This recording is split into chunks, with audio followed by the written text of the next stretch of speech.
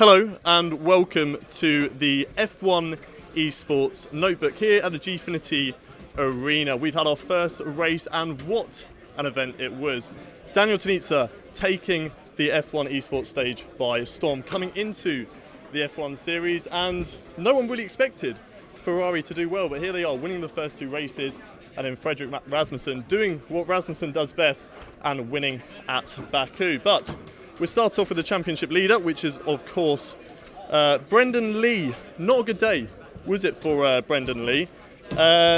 Not really doing what we saw BRENDON Leigh do in the previous seasons, as I'm getting in the way of pictures. So I'm going to shoot downstairs, get out of the way.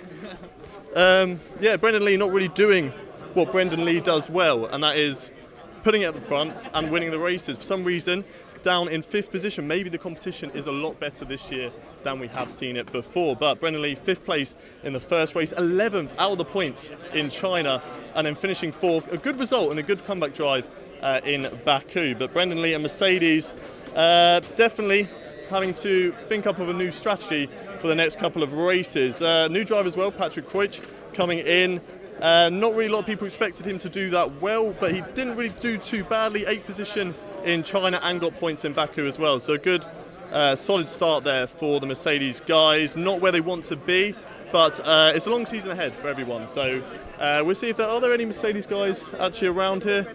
Not at the moment, not really that I can see. So we will skip over those and go on to the second team, which is Scuderia Toro Rosso, of course, finishing second last season in the championship. So Cembalo Bassi stays with the team for a second season.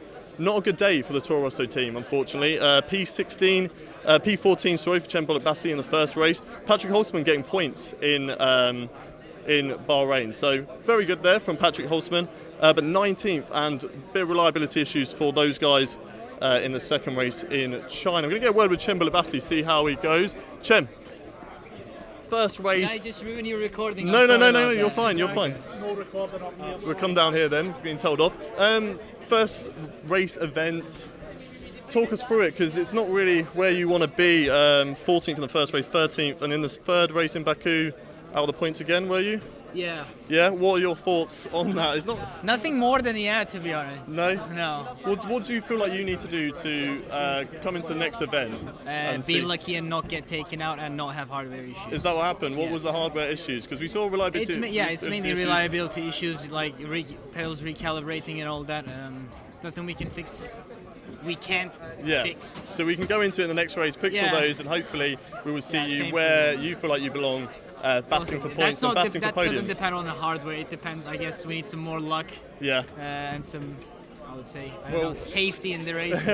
we wish you the best, and hopefully we'll see you in more points. We'll see you next time in the next round. So where are you off to tonight? What are you doing after? No idea. Just have fun. Yeah. Okay. Yeah. Well, if there's having fun, let me know and I'll come join you. Moving on then to the next team, Alfa Romeo Racing, and a sort of a tale of two stories there for Alfa Romeo Racing. Sally Soltonk having a really good day, 3rd place in Bahrain on the podium, 4th place in China, and points in Baku after starting outside the points. So a good day for Sally Soltonk. Danny Berezne, reliability issues for him, unfortunately, setting him back. There was an incident in the first race with David Tonizza. Said he was a little bit late on the brakes. He's actually not doing anything at the moment. So Danny, do you want to talk a little bit about the first event? A few reliability issues, a bit of unluck. A bit of bad luck happening. I feel like every single race, wasn't it? You had some sort of problem going on. What do you feel like as a team you can do in the second event? Do you feel like you should be up at the top, both of you? We should be. We should be leading by about 50 points, man. Yeah. I led all of the races, even Baku for a while, but Bahrain and China, I was leading everything. Yeah. Good qualies, brakes break, wheels break, software broke as well, legs came in, sound issues. The game just doesn't want to let you in, does it? It doesn't want to let you in. But Brendon had a weaker form.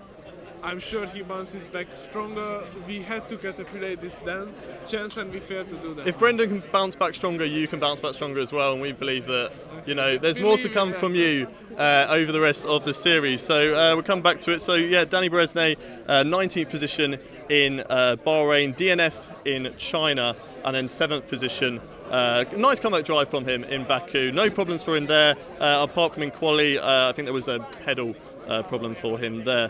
McLaren Shadow, solid performance for those guys, picking up the points, doing what they need to do. Remember, it is a team championship. It doesn't all depend on the drivers. No prizes for the Drivers' Championship apart from a trophy. So the teams is where it is at. And McLaren seeming to do that because Bono Ruiz and Enzo Benito putting in the performances, picking up the points.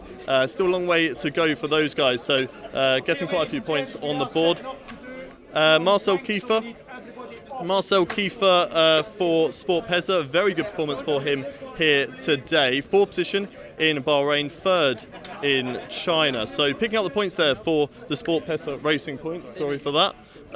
Just stepping on the toes of people around. It's very, very busy. Guys, do you want to have a look at how hectic it is in this area? If you just want to pan around, it's very busy in this area. Everyone's sort of collaborating in this small, confined space. McLaren. Racing points, that's where we're up to. Solid performance for Marcel Kiefer and David Haddad. Also picking up the points, 7th, 9th, so picking up the points there for the Racing Point team. And that, like I said, that is what you need to do. You need to be picking up the points. It's not about the Drivers' Championship. It's not really about one driver being out on top. If both drivers can get points, then you're going to get a solid performance. Moving on then to Red Bull Racing. Good day for Red Bull Racing. Fredrik Rasmussen promoted from the Toro Rosso team. Can't really see him around. Fredrik Rasmussen promoted from the Toro Rosso team. 12th, unfortunately, had an incident with Danny Berezne. And as Isaac was getting in the way there, so I had to tell him off. So contact with Danny Berezne in the first race in Bahrain.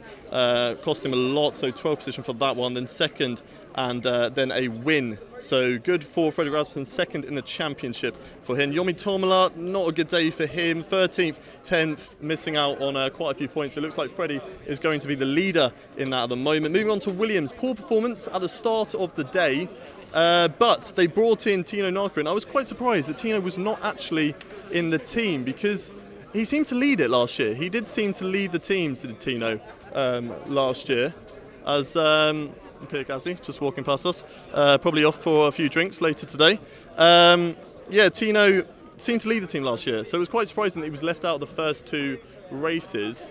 But he came back into it, solid performance. Alvaro as well, doing very well, getting a good result in the final race in Baku. So 6th for Alvaro and 2nd for Tino. So picking up the points in the final event and sort of picking up.